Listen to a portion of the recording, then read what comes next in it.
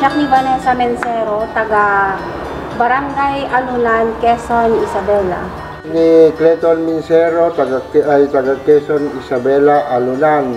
Nag-engage kami iti farming simula nung pagkabata dahil sa hirap ng buhay. Then, 2016, kami, farm supply. 2016 na kuwami mo nga mayat gayam iti usar iti equipments ti equity nga Kubota Reaper. Hindi kami nagsimula reaper. Diyan mo nga nagsimula nga pimintas basit iti biadmi. Pinaras mi iti maysa nga unit. And then, after one crop, tas lang mayat-mat. Kasi syempre iti Quezon kami iti. Awan pa ita niya nga reaper. Kasi di ngay ma'am, nag-irwar kami ti another unit. Sabay ti rotavator.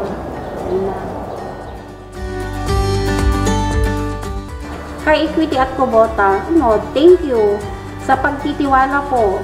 Kasi hindi kung wala silang tiwala sa amin, gano'n. Siyempre, hang kami mat nga makairwar iti unit, gano'n. So, thank you. Thank you kini Equity, kini Kubota, iti panagtaliktakin namin. Hindi namin ang Equity dahil ito ang kumpanyang mapagkakatiwalaan.